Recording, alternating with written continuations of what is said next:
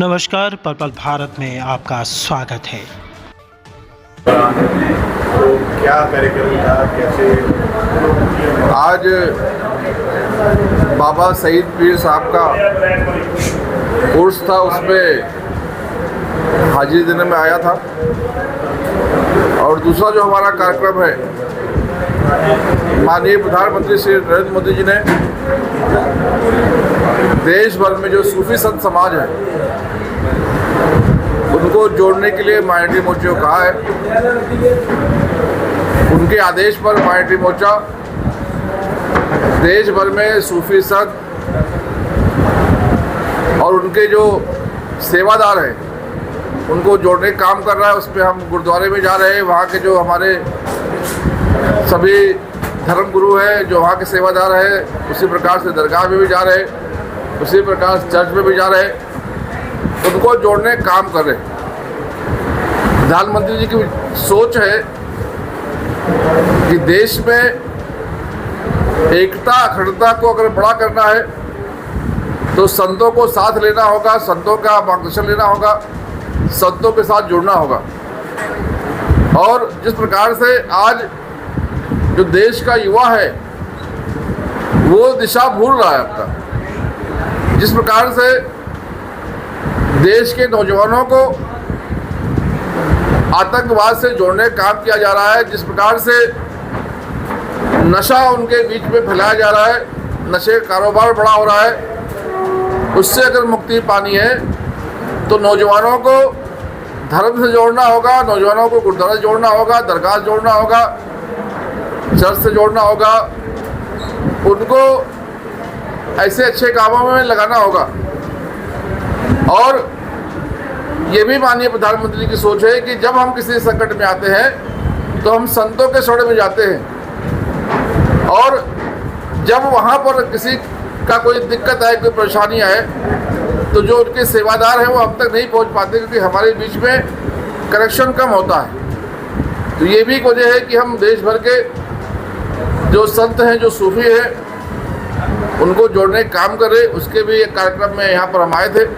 आज एक बहुत सुंदर कार्यक्रम हुआ, चर्चा हुई, एक बहुत अच्छा वातावरण बना। वो 9 साल पूरे हो गए।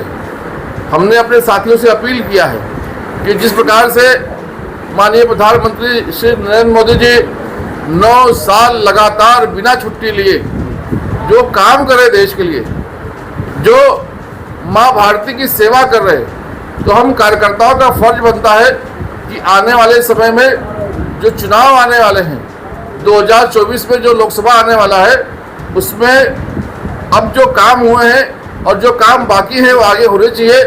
उसके लिए माननीय प्रधानमंत्री जी के कामों को लेकर हम घर घर तक जाएं, गली गली तक जाएं और उनसे चर्चा करें। माननीय प्रधानमंत्री जी ने जो देश में एक साफ सुथरा माहौल बनाया है, जिस प्रकार से पहले हर दिन नया घोटाला होता था, आँख खोलते थे अखबार जब घर में आता था तो एक नए घोटाले से परिचय होता था। आप देखेंगे तो आसमान में इंस्पेक्टर घोटाला हो गया, लोग ताज्जुब करते थे आसमान में घोटाले कैसे हो गए, लेकिन मोबाइल तरंगों को बेचने के लिए उसमें घोटाले हुए, अरबों रुपए लाखों रुपए कमाए। उसी प्रकार से जमीन के अंदर भी घोटाले हो गए। आज के जो युवा है, जो उस वक्त छोटे थे, आज उनसे जब चर्चा किया जाता है तो बोलते हैं जमीन घोटाला क्या होता है। तो नीचे कोयला के रूप में घोटाला किया, यानी हर दिन एक नया घोटाला हुआ। कोयला घोटाला हुआ तो उसमें आज तक किसी को सजा हुई है सर? तो उसमें ये बताइए आप, किसी भी उसमें बड़े बड़े लोग उसमें किसी मेरी पूरी बात कर लेंगे तो मैं जो कहना चाह रहा हूँ फिर आपके सवाल जवाब दूंगा। तो जो एक घोटालों का माहौल था उससे हमें मुक्ति दिलाई। दूसरी जो सबसे बड़ी हमारी समस्या थी, जो हमारे वीर जवानों ने, हमारे पुरखों ने अपने प्राणों की आहुति देकर देश को आज़ाद कराया था, वो जो लोकतंत्र हासिल होना चाहिए हमें, वो नहीं हुआ। क्योंकि पहले अंग्रेजों के हाथ में हम गुलाम थे, फिर बाद में परिवारों के हाथ में हम गुलाम हो गए। परिवार दर परिवार सत्ता ट्रांसफर होता था। माननीय प्रधानमंत्री जी ने अपने अथक प्रयास से भारतीय राजनीति को, जो एक परिवारवाद की राजनीति थी, उसको समाप्त करके विकासवादी राजनीति की तरफ लाया है कि आज कोई भी छोटे से छोटा कार्यकर्ता, चाहे वो गरीब किसान का बेटा हो, चाहे गरीब मजदूर का बेटा हो, चाहे गांव का बेटा हो, कोई भी छोटा कार्यकर्ता राजनीति में अगर इच्छा शक्ति रहता है काम करने का, मेहनती है, ईमानदार है, निष्ठावान है, तो राजनीति में आके काम करके वो तरक्की पा सकता है। ये भी एक बहुत बड़ा बदलाव माननीय प्रधानमंत्री जी ने किया है। आज देखेंगे तो भारतीय जो लोग हैं उनका जो विदेशों में सम्मान हुआ है, आज आप देखेंगे तो जिस प्रकार से एक लंबा इतिहास है प्रधानमंत्री श्री नरेंद्र मोदी जी के कामों का, इन सब कामों को लेकर हम जो कार्यकर्ता है वो लोगों के बीच में जाए, माननीय प्रधानमंत्री जी और माननीय जो हमारे मनोहर लाल जी हैं वो उनके जो काम है मुख्यमंत्री के रूप में, इन सब कामों को नीचे तक पहुंचाएं, इसके लिए भी आज हम सब चर्चा की है। दूसरे का जिले का टीम नहीं है, मैं जरूर जिलाधीश से बात करूंगा क्या कठिनाई है, अगर कोई कठिनाई होगी तो उसको दूर करके टीम तो बनानी पड़ेगी, जरूर इंशाल्लाह जल्द से जल्द टीम डिक्लेयर होगी। क्या क्या सुविधाएं दी जा रही हैं अल्पसंख्यक, जैसे अगर आप बता रहे हैं राष्ट्रीय अध्यक्ष की, तो अल्पसंख्यक परिवारों को क्या क्या सुविधाएं मिल पा रही हैं और तकलीफ होती है, कोई दिक्कत होती है, तो आपकी तरफ से उनको क्या सहयोग है? देखिए, जो अल्पसंख्यक समाज के लोग हैं, 15 सूत्रीय कार्यक्रम के अंदर उसमें जो बच्चे हमारे पढ़ाई करते हैं उनको वजीफे दिए जा रहे हैं, जो बच्चे आगे उच्च शिक्षा लेना चाहते हैं उनको बहुत कम ब्याज दर पर बिना किसी गारंटी के बैंक से लोन दिए जा रहे हैं, जो कुशल कारीगर हैं उनको ट्रेनिंग दी जा रही है सरकार की तरफ से, जो हमारे नौजवान बच्चे व्यापार करना चाहते हैं उनको अल्पसंख्यक कोटे से जो है लोन दिया जा रहा है।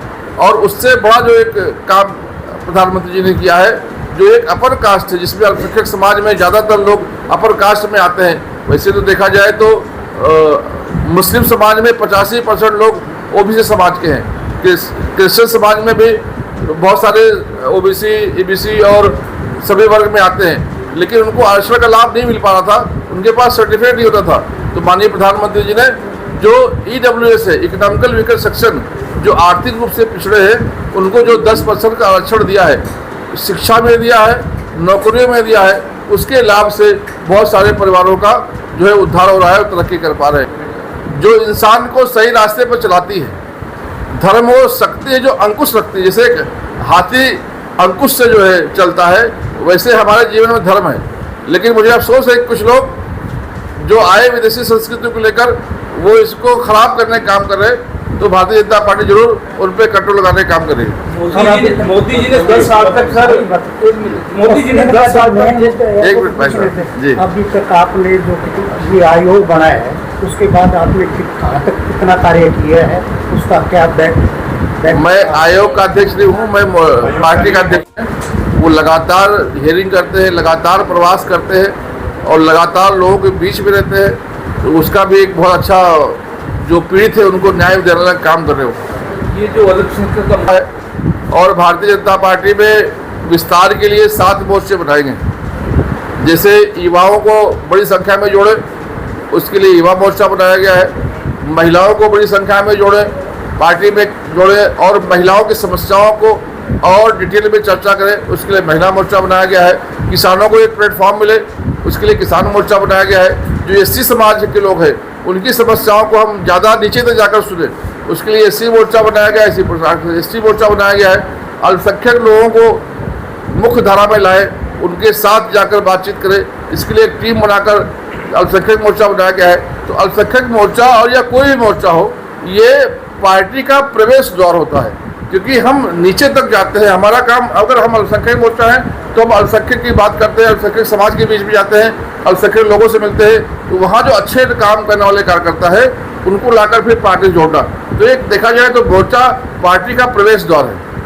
अगर जमीन लगता अपने आप को कहते हैं, हम इसी काम के लिए है कि जो हमारे भाई बहन हैं उनको कोई संकट न जाए, अगर कोई उनको संकट जाता है तो उनकी मदद कर सके। अगर इसमें कहीं लापरवाही हो रही है तो मैं माननीय जिलाधीश से बात करूँगा।